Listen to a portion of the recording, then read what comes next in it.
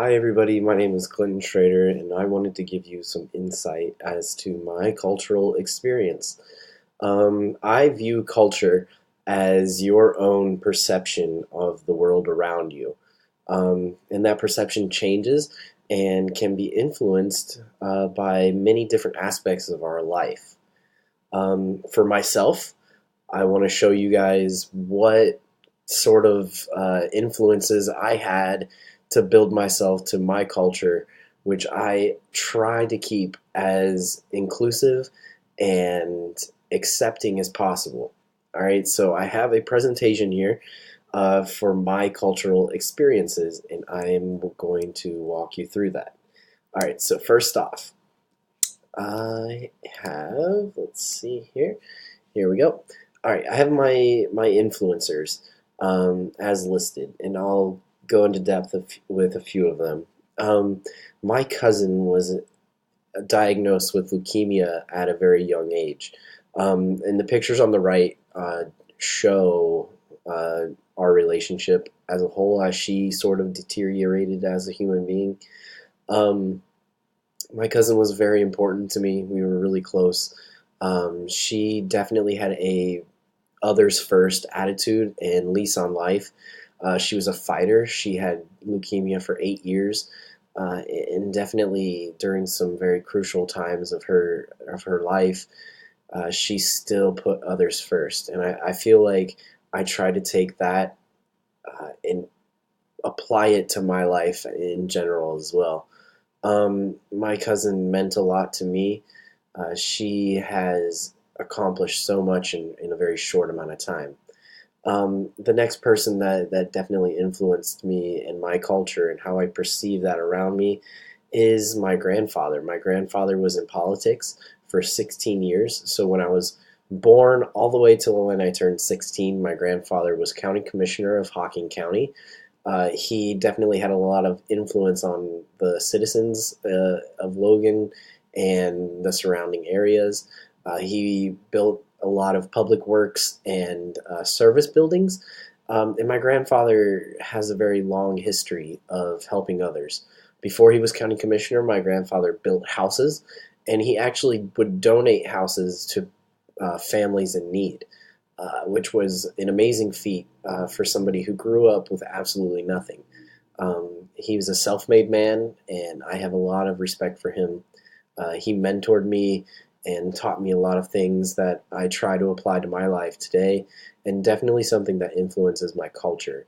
But just the fact that he included everyone, he also played a huge role in the amount of equity in the building of diversity in Logan, which for southeastern Ohio, in our area, is not a very diverse area, and I'll explain that a little bit more. But that was my grandfather, and he was a huge impact in my life. My next part would be farm life. I grew up on a farm.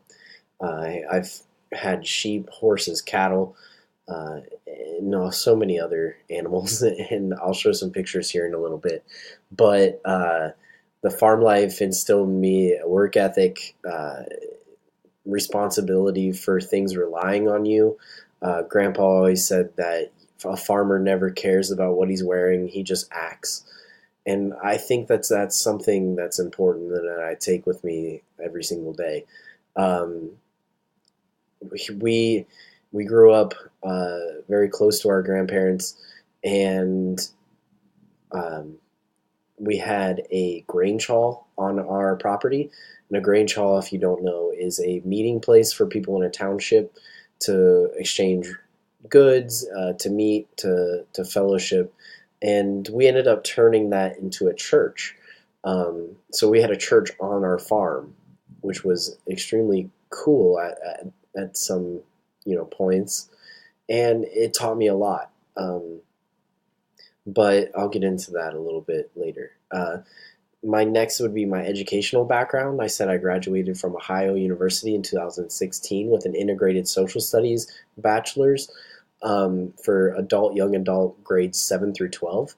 And right now I'm working on my intervention master's through Mount Vernon and a couple other courses through other entities.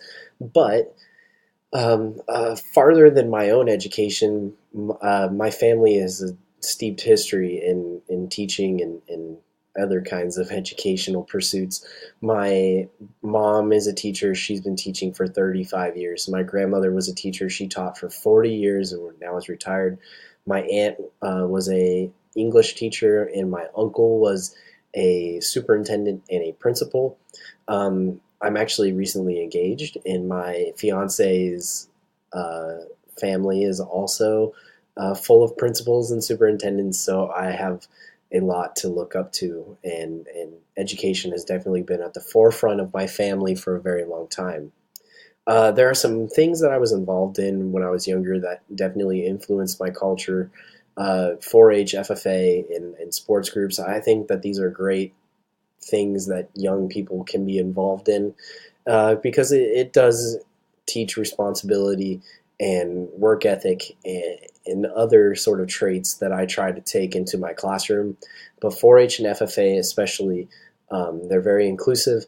They teach that everybody has potential and everybody can achieve their potential through help with others, and I think that that's something that I try to take into my classroom daily.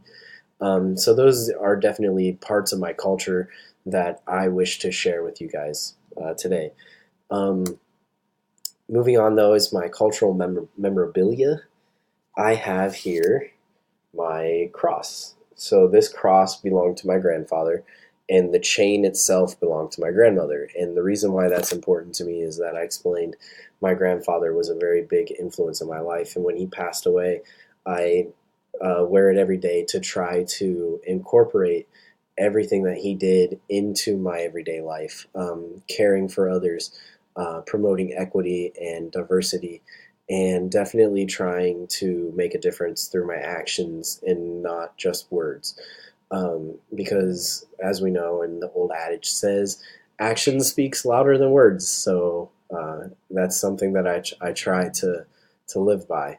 But that cross it has been in my family for several years, and the chain itself means a lot to me because my grandmother, it's kind of symbolic as my grandmother holds the family together as the chain holds the cross on my neck. So that kind of works out.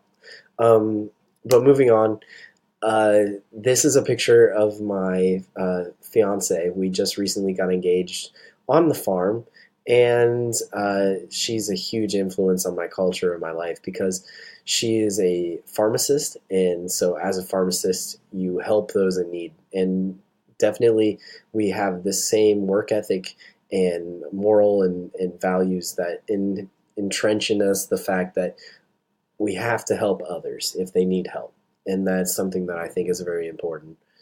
Um, and then I just wanted to share some pictures of the farm animals that I have. This is an alpaca. This is my dog. This is another picture. I have another dog. I have two, or I have three. Sorry. These are like miniature donkeys, which I think are very adorable. Here's a llama, and then I have sheep and my other dog. But those are just some pictures of some things that that I experience on a daily basis, and I think that are important to me. Therefore, they make my culture. So getting more into where I'm from Logan, Ohio. It's commonly referred to as the Hocking Hills area, as it's very hilly, and it's you can never find a flat piece of land anywhere down here. But I digress. Um, Logan kind of reaches into my culture and forms a lot of it because it teaches me to slow down and look at the beauty of things. Uh, the Hocking Hills area, if you haven't been, I strongly recommend going. They receive more visitors per year than Yellowstone National Park. It's gorgeous. It'll definitely make you want to slow down and look at the world around you in all of God's glory that He has created in that one area. It's truly amazing. But these are the places that I've taught. And I'll start with the beginning. I put in total students, minority percentage, and the economically disadvantaged percentage.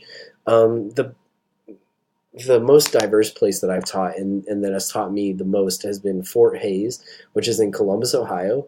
It has 741 total students. 86% of that is minority, and 72% of that is economically disadvantaged, which means that they are in a lower socioeconomic group. Um, Fort Hays being very, very diverse was a shock to me at first, because coming from Logan, which you'll see is only 5% minority population, uh, I think that I learned a lot from Fort Hays, and that cultural differences only can be skin deep, because there's a lot of similarities between different people. Um, we're all made in God's image, and so therefore it's important to treat each other the way that we see ourselves being treated. I believe the golden rule is the set example. But then I traveled to places, three other schools that were really, really, uh, less diverse, but very economically disadvantaged. And that left a lasting impact on me, being someone who was rather economically disadvantaged in my younger years. But Bern Union, 5% minority, 99% economically disadvantaged. That was one of my favorite stops along the way. Miller High School, which is in Corning, Ohio, and Trimble High School, which is in Gloucester, Ohio, are relatively close. And they are in the coal mining area. So people there, are very hard workers, and they're very entrenched into their culture. And it's something that I tried to take with me, because they were such hard workers. They weren't given a lot; they earned what they had, and I can really respect that. Currently, I'm in a classroom with 16 total students, 19% minority students, and 99% economically disadvantaged. Um, I teach the students that have been expelled from the main campus, and as such, these students are kind of getting a second chance. They haven't exactly had the role models necessary to find success in their life, and I take it personally to try to model and incorporate as much as I can of my culture, so that it can be passed down to them, so that they may learn something that they haven't seen before.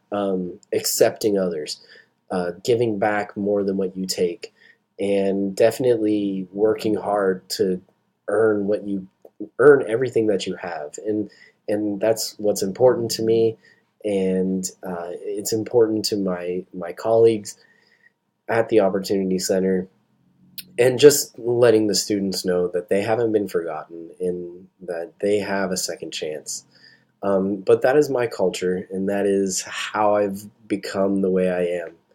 And I hope that I can share that with you, and that you can take something out of it and apply it to yourselves, just as I will take something out of everybody else's and apply it to my own. So I wanted to thank you for your time and for sitting here and listening to me ramble and watching my face as I am talking to my computer. But thank you so much.